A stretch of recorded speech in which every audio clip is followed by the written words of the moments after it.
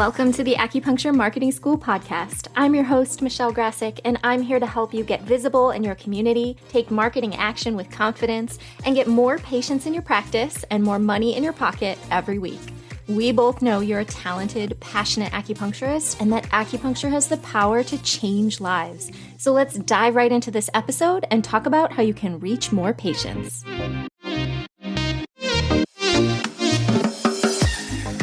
Today's episode is sponsored by Jane. Jane is an all-in-one practice management software designed to help you streamline your acupuncture practice. With helpful features like online booking, electronic charting, insurance billing, and much more, Jane works hard to keep up with your busy practice. And if you need a helping hand, you'll have access to unlimited phone, email, and chat support included in all Jane subscriptions. If you're interested in learning more, head to jane.app/acupuncture-US. I'll include a link in the show notes, or use the code AcuSchool1MO at sign up for a 1-month grace period inside Jane, and I'll include the code in the show notes as well. All right, let's get into this episode. Today, I'm speaking with Liane Wood, a psychotherapist practicing in Ontario, Canada, and the founder of Psychotherapy Mastermind, which is an organization dedicated to helping therapists navigate entrepreneurship and learn to build successful practices. Liane's first career was in insurance, so she has a pretty unique perspective on helping healthcare practitioners navigate risk. And in this episode, we talk about some unique ideas, including what makes ethical marketing, what counts as informed consent, and much more. Liane also runs a successful multi-practitioner practice, and we discuss what marketing is working for her right now. I hope you enjoy this one. Without further ado, I give you Liane Wood. Hello, Liane. Welcome. How are you today? Hello, I'm good. Thanks for having me here. Absolutely. My pleasure. I am excited to talk to you about marketing ethics and informed consent and how you market your multi-practitioner practice. You are a psychotherapist in Canada. Will you remind me where you are in Canada? Absolutely. Yeah, I'm in Belleville, Ontario. So I'm east of Toronto. I have a private practice there with, there's 3 therapists here. Okay. Perfect. Does that include you? Are you the It does, yes. third one? Mm-hmm. Okay, very nice. And I know that you have a history of working in insurance. Is that right? I do. Yeah, this is an encore career for me, being a psychotherapist. And before this career, I'm dating myself, but I had just over a 25-year career in insurance and as a broker, and worked in a number of different roles there. Very nice. And so that is what kind of led you into teaching other psychotherapists and other healthcare practitioners about things like informed consent and new ways of thinking about it. Can you tell us a little bit about that transition and that journey? Yeah. So for myself, when I went to my education program for psychotherapy and studied that, I got to the end of my program and was recognizing that there'd been great training on psychotherapy and how to be a therapist and run therapy sessions.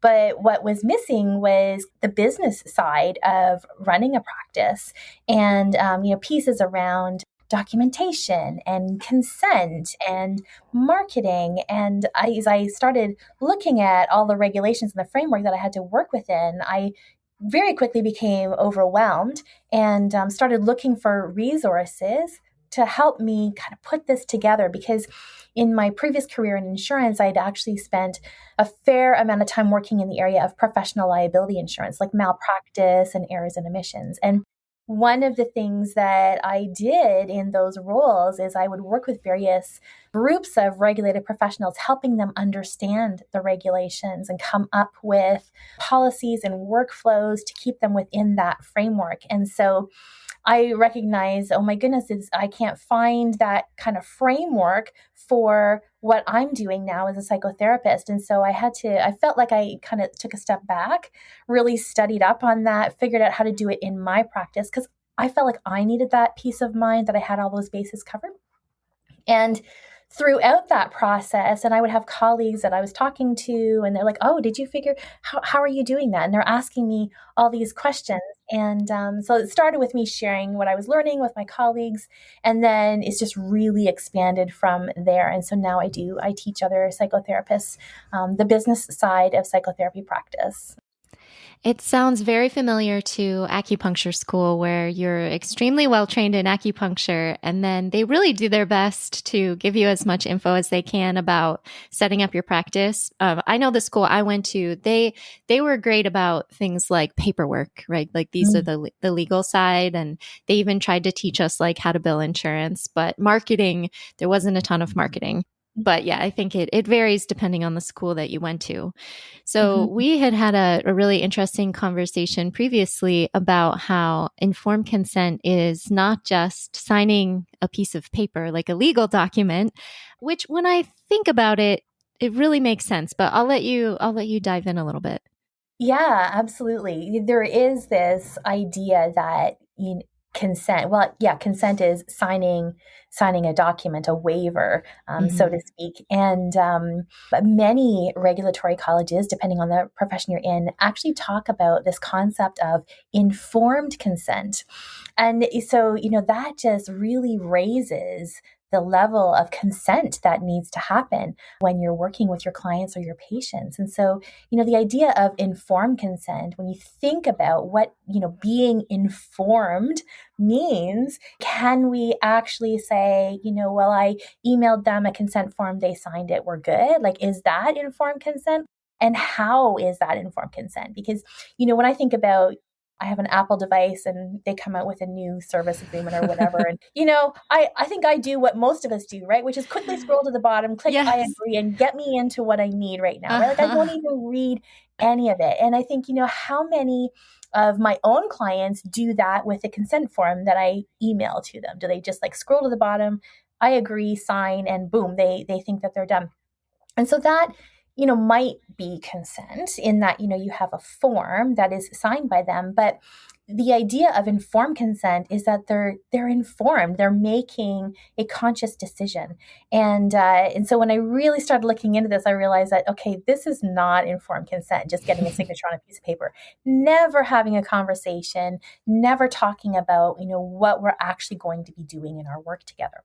And so as I started looking into this more, I came across this fantastic, to me, it was fantastic, and I'll share it with you here, a way of going through an informed consent process. And so I just want to be really clear that I did not come up with this. This actually came from midwives and doulas through like labor and delivery processes and looking at what is going on there. And so they came up with this beautiful acronym using the word BRAIN for informed consent. And you can use this acronym to really walk through a process of consent with your clients and your patients. And so I'll run through the BRAIN acronym with you here. I'm an acupuncture client, but, I'm not going to try and customize the BRAIN acronym to acupuncture because I just don't feel like I know your field well enough. But the B in BRAIN stands for benefits. And so when you're having your informed consent with conversation with your clients, tell them I tell my clients, I'm going to run through the BRAIN acronym because this is really going to help us with staying on track for consent. And so I talk about the benefits of therapy. And so, what they might expect, as a benefit of participating in therapy. So you guys would talk about the benefits of acupuncture. And so after you've kind of, laid that out a little bit for them, then you move on to the R, which stands for risks. And you talk a little bit about the risks of working with you. Like, what are some things that maybe could be uncomfortable or go wrong? Like, what do they need to be mindful of? When do they need to speak up? And then the A stands for alternatives. They need to, if they're going to have informed consent, they need to know what their other options are. Like what are there, for me, it's like, well, what are the other options to participating in psychotherapy? And I run through those options. And one of those options is you don't have to work with me. There are other psychotherapists. So for you, you can say there are other acupuncturists, but also talking about, there are other ways that you can address these issues. And here are some of those ways. And then you get to the I, and the I stands for either instinct or intuition. And that's really when you get to the I, that's where you're checking in with your client or patient. And you're saying, how is this sounding to you? How is this landing with you? What questions do you have about us working together? And so that's your check-in with the client. And then you wrap up the informed consent with the N in brain, and that stands for no. And there's two types of no, right? You need to let your client understand, help them understand that they can say no at any time. Anything that you're suggesting that, you try in your sessions with them, they have the right to say, no, I don't want to do that. No, can we do something else? And so you let them know that they have that power to say no. And they also have the right to know, as in understand, what we're doing in our sessions and why we're doing it. I love the BRAIN acronym because it covers off all those key points that really make an informed consent, right? So you talk about the benefits of working with you. You talk about the risks. You let them know what the alternatives are to working with you. You check in with them. How are you feeling about this? What are your questions around this? And you let them know you always have the right to say no to anything I'm suggesting, and you have the right to know what I'm doing and why I'm doing it. Right? And then once you get the client to say yes to that, now you can confidently feel you have informed consent. I love each of those pieces, and especially the no one, because sometimes when I'm talking with a patient about trying like an extra modality, like cupping or moxa or something like that, they are like, they look nervous occasionally, right? If they're brand new to acupuncture, they're like, well, you know what's best. And I'm like, well, you can, like, I'm going to walk you through what this is like before we do it. And if you don't want to try it today, we don't have to. We could always think about trying it next week or not at all. I think it is really actually important to let people know that they have the right to ask you like nitty-gritty questions. And I also try to remind people that it's okay to ask those questions of all of their healthcare providers, because I do think that sometimes patients, when they come to acupuncture, they've sometimes been a lot of other places. Yes. Like they've seen many other providers and they're kind of frustrated and they're like, oh, well, my doctor said to do this and it didn't help. I'm sorry that I tried XYZ method because it made me feel a little worse, or I didn't feel comfortable asking for alternatives. I'm like, you have every right as a patient to question your doctor the same way that you have every right to question me.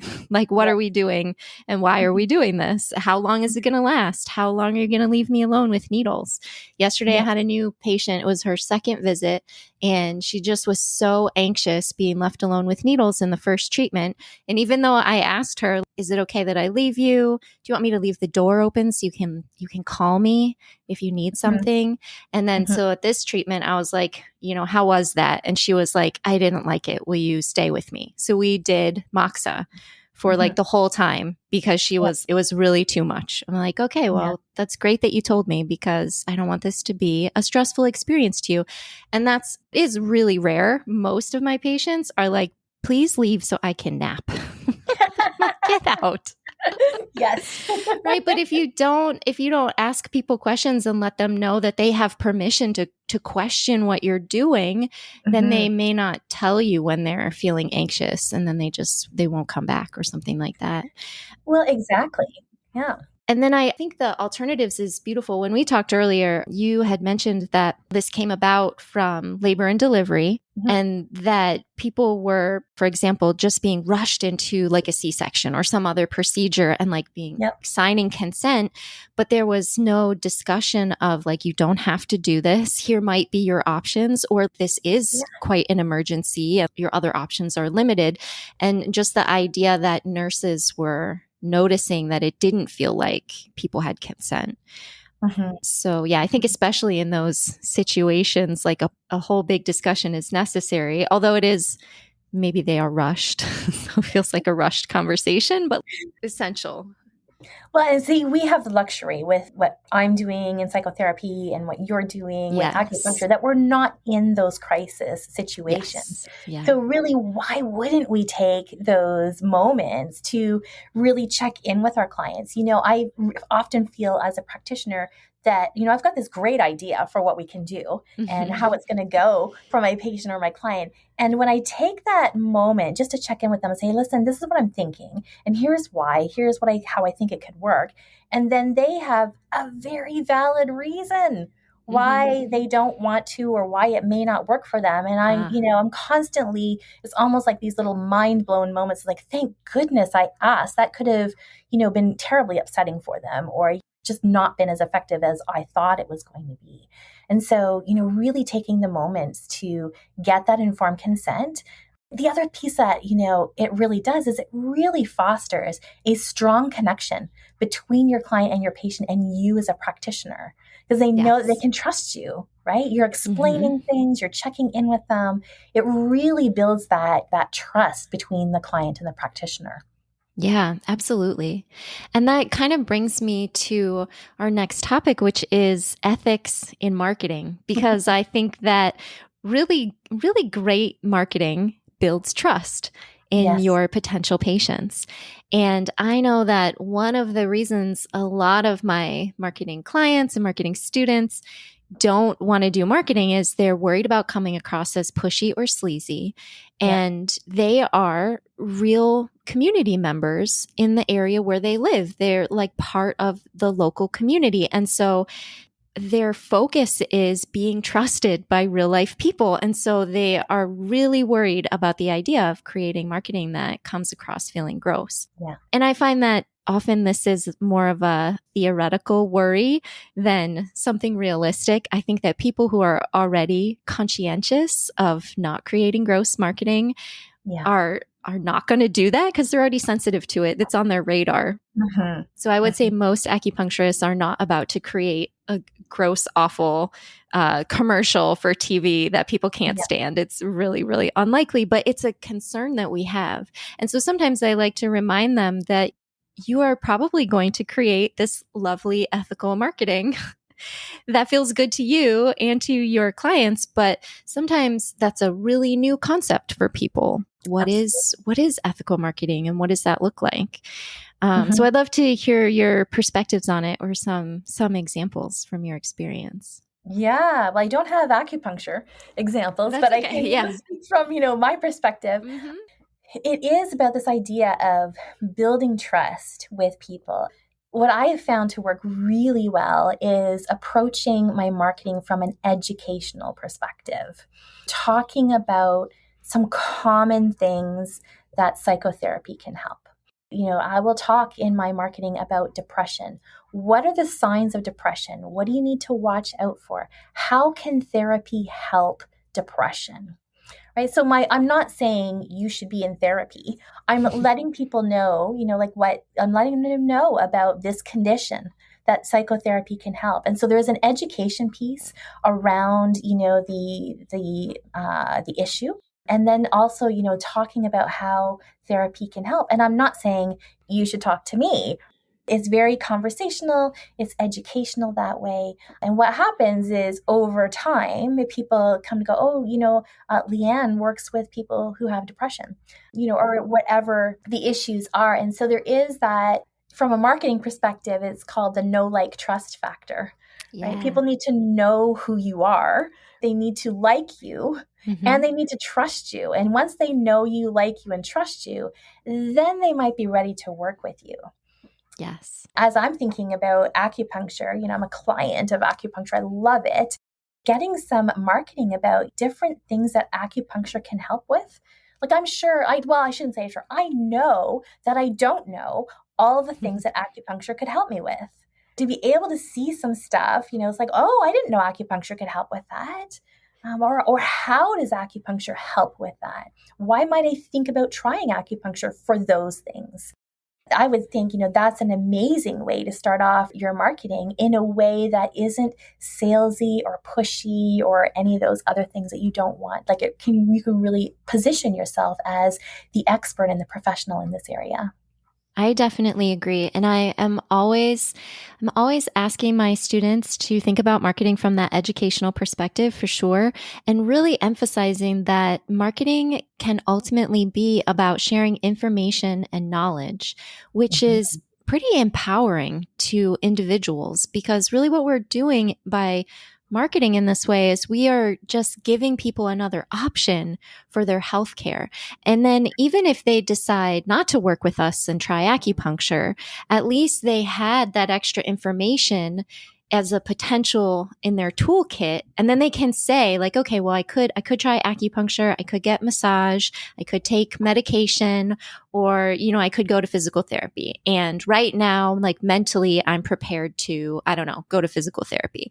But that doesn't mean that they're never going to come back and try acupuncture. And then of course, our hope is that they will be convinced and try acupuncture. But it takes so much pressure off of people when when they're thinking that marketing is going to feel gross, and they have this like stress and pressure about getting started with it, when you just remind them that by getting acupuncture visible in their community, they're empowering people with options about their healthcare and allowing them to make well-rounded decisions for themselves and their family. Like, that feels really good. Like, that's what we're here to do as healthcare providers, is even if people don't choose us, we're here to support our community in making the decision that feels the best for them at this time.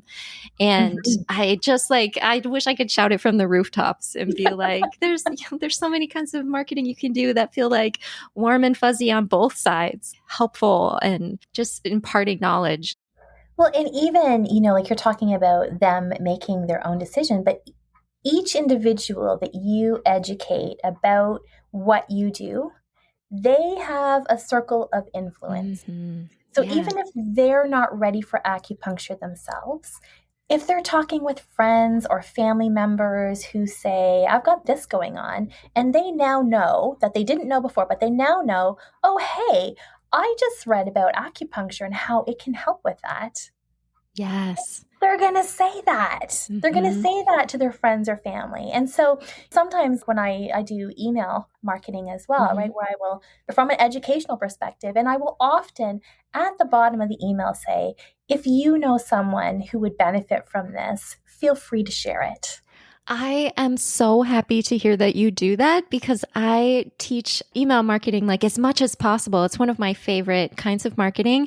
And I think that is just the smartest thing to put at the bottom of every email that you send is some sort of call to action where you're inviting people to forward the email because you think it's relevant, or you are inviting them to refer their friends and family because it's always an honor to take care of their loved ones, right? And it's just it's good feeling marketing.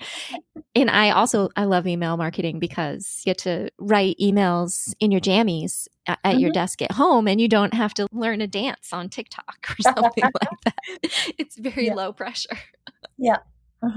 We had also talked about testimonials, which I think is such a fascinating topic in marketing. This is how you know you're a real marketing nerd, when you're saying things like testimonials are fascinating.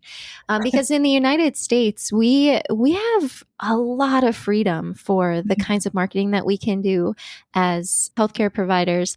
But in other countries, people have a lot of limitations sometimes about what sort of marketing they're allowed to do as healthcare providers.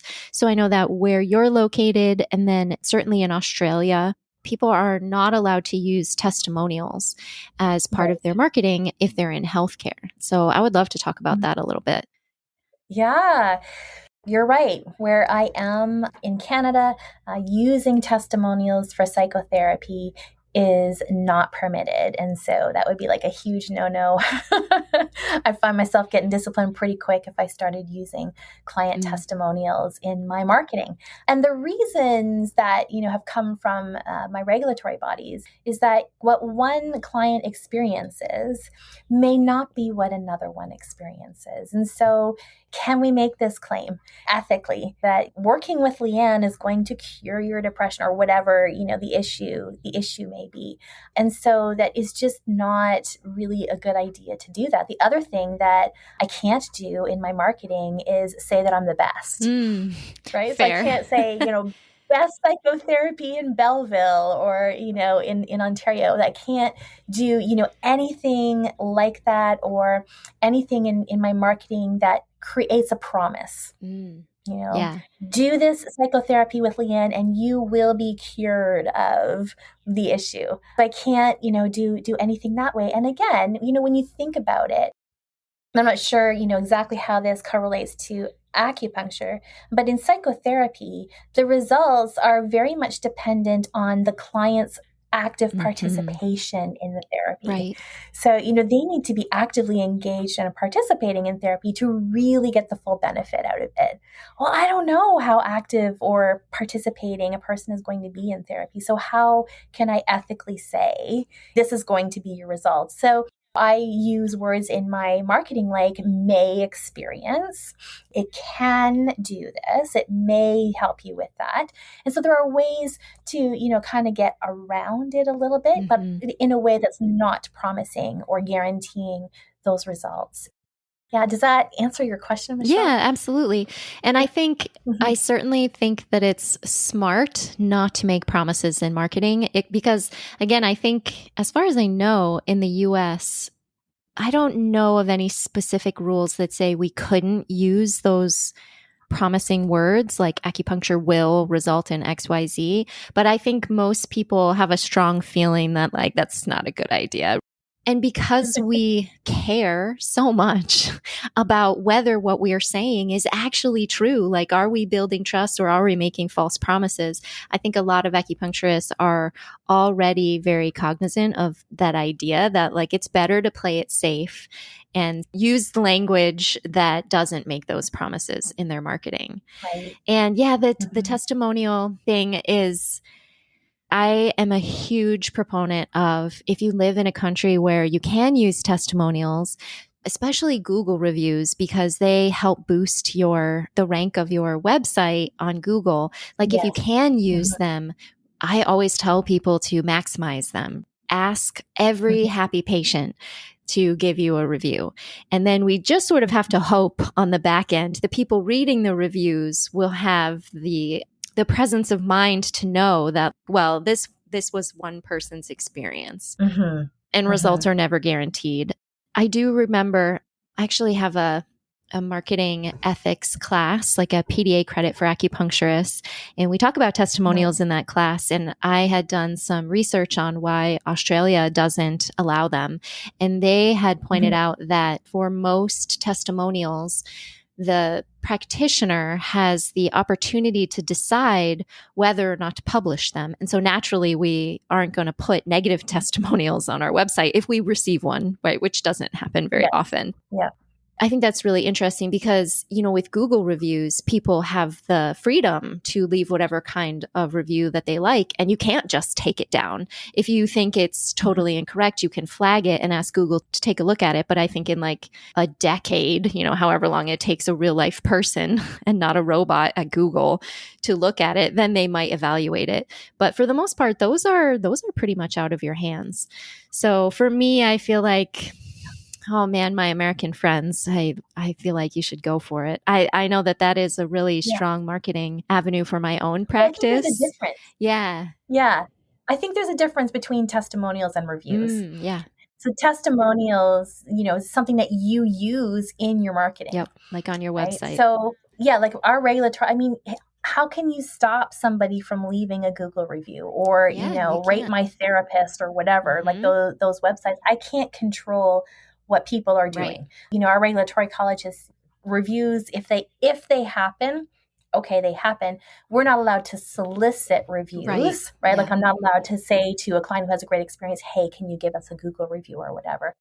But those reviews, they're going to happen at some point in time with people. And so I think there is a distinction between testimonials and, choosing which testimonials you include in your marketing. And then there's reviews that happen. And hopefully you get some positive reviews because, they do really help. But yeah, absolutely. If you are somewhere where you can actively solicit reviews or use testimonials, and you can do it in a way that is ethical. Yeah. Not getting your friends and family members to write them. Oh God.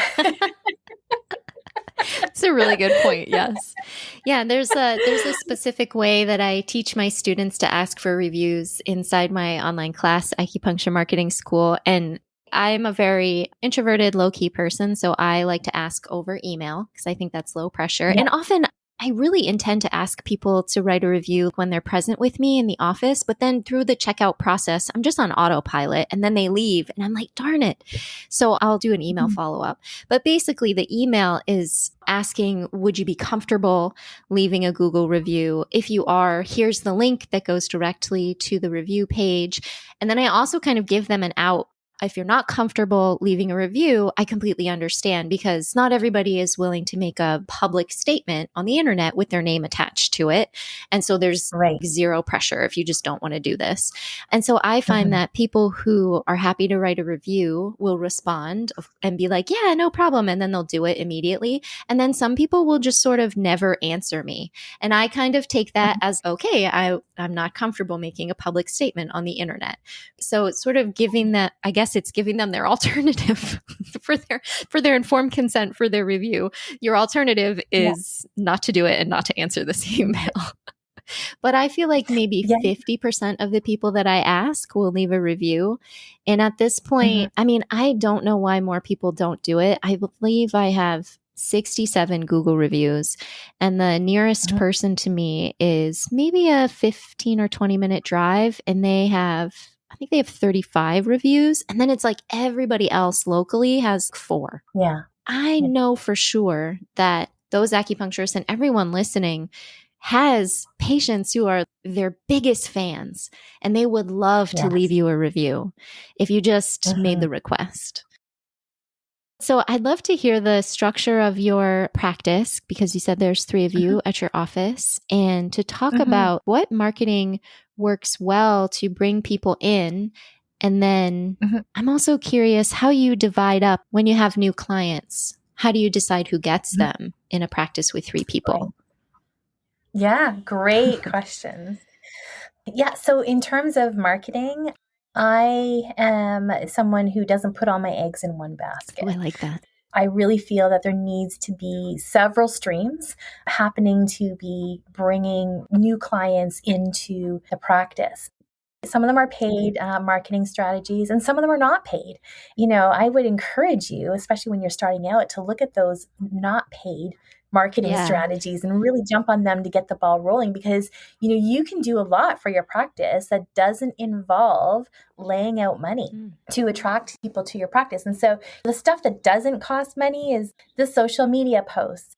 You can also think about, we've done a number of psychoeducational workshops, just talking about, well, how do you manage anxiety? We're going to do an hour-long workshop. It's totally free. We're just going to talk about, some common general ways to manage anxiety. So I imagine for you, there's probably some educational pieces that might be really beneficial. Yes. It doesn't cost money. It costs your time Mhm. and effort. And what I do at the end of those workshops is there's always a feedback form. I'd love to hear from you what you liked about this workshop, what you didn't like about this workshop. And, are you interested in booking a free consult with us, and to see if we might be a fit to work together? And so it's a feedback form, which helps me make the next workshop better. Love that. But it's also that moment of just asking them, would you like to work with us? And every time we've done a workshop, we get a client or two every single time. And so it really makes it worthwhile doing that. Another free, and when I say free, I mean like I'm not paying money to do this, is building networking connections with allied health practitioners, talking with them about what I do, how I might be able to support them, how I may be able to help their clients or patients, that type of thing, and building those relationships where people can start to refer clients to me and to my practice. That's also really helpful. And doing it reciprocally, so that it's like, oh my Yeah. goodness, if I have someone come in, so like I have a physiotherapist that I work with and few other practitioners that I work with, because just because someone is showing up in my office for psychotherapy, there are actual physical things that can cause distress, Right. and you fix the physical problem and that distress is gone, and psychotherapy is just not going to do it because it's a physical issue, Right. right? So I need to have that network. And so, building that network of other health professionals, or even, for me, as a psychotherapist, I really would have to think for a few minutes about acupuncture, but I've reached out to places like funeral homes, people who are grieving and, saying to funeral homes, listen, if people need grief counseling, please pass my name along, right? So these are all things that cost a little bit of time and a little bit of effort, but they don't require a cash layout. Yes. And they will bring clients to your practice. And then you can get into some of the paid stuff. So, things like whether it's social media advertising or whether it's Google AdWords or whether it is a newspaper ad or billboards or, whatever you think is really going to work for your practice. But I just really want to emphasize that there's a lot that you can do to market your practice that doesn't cost you money. Yes. Yeah, I'm a big fan of that. Mm-hmm. What kind of paid advertisements are you doing? Yeah, we use Google AdWords for sure. Mm-hmm. That's the big one that we're using right now. And then we do some stuff on social media as well.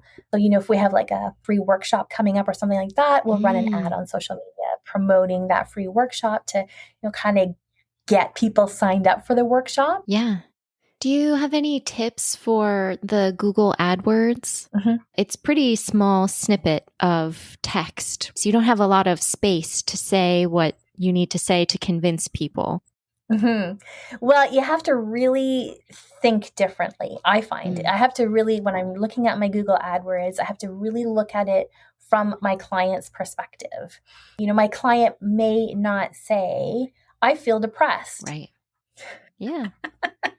Right? They may not say that. And so, I have to think about, okay, when someone is experiencing depression symptoms, how do they describe what the problem is? I love that. Right. And those are the key words. And that's the languaging that you want to use. And so, if you're going to kind of get into Google AdWords, I would really encourage you to really listen to what your clients and patients are saying when they come to you. How are they describing the problem that they're experiencing?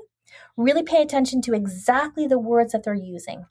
How are they describing it? Because that's likely what they're going to search on Google. Mm-hmm. That's so true. I feel like you should teach acupuncture marketing school with me. You could be my co-teach.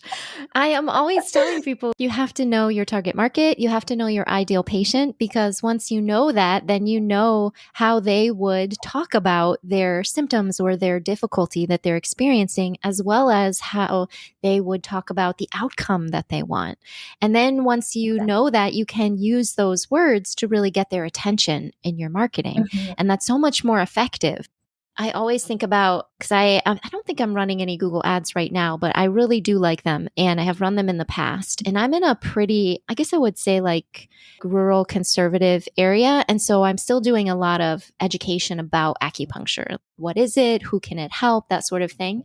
So where I live, I find that for my Google ads, it's helpful to do exactly what you said, to think about, is a person going to say, I have knee pain, I need acupuncture? Probably not. They might look for things like natural relief for knee pain.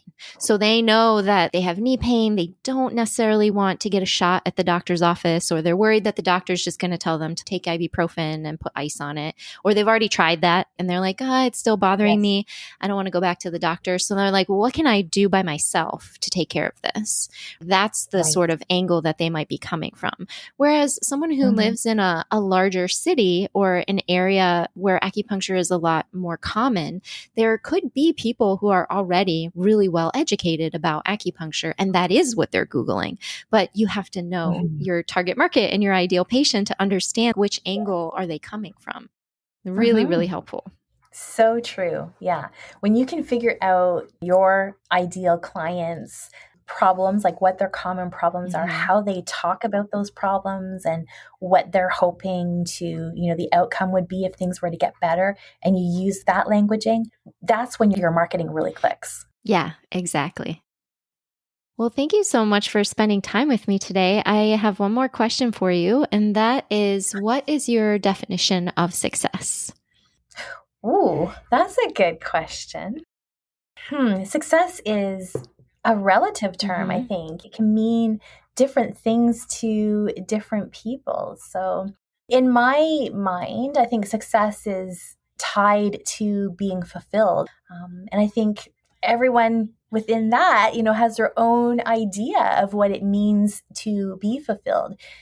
So it could include things like having close, meaningful relationships, or having a sense of deep purpose in life and being able to pursue those areas of passion, and really having a sense of peace.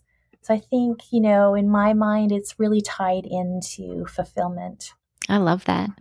Well, thank you again. Where can we find you? Where can we follow you? I know you have your therapy website. Is there a place where, as practitioners, we can connect with you or work with you if people have questions? Yeah, if you want to do a consult with me around, informed consent or marketing, that type of thing, go to my practice website, which is rethinkme.ca, and you can click the booking link and you'll be able to. It'll say psychotherapist consult, but that's okay. You're booking the consult as a, another professional. And on social media, it's Rethink Me. My therapist education social media is Psychotherapy Masterminds. And so if you look for Psychotherapy Masterminds on Facebook and Instagram, you'll find me there, where I'm talking about the different education pieces that I do there for psychotherapists. And some of it is transferable, as we've been talking about today, right, to the world of acupuncture. Well, thank you so much. It's been a pleasure. It's been an honor being here with you today, Michelle. Thanks so much for having me.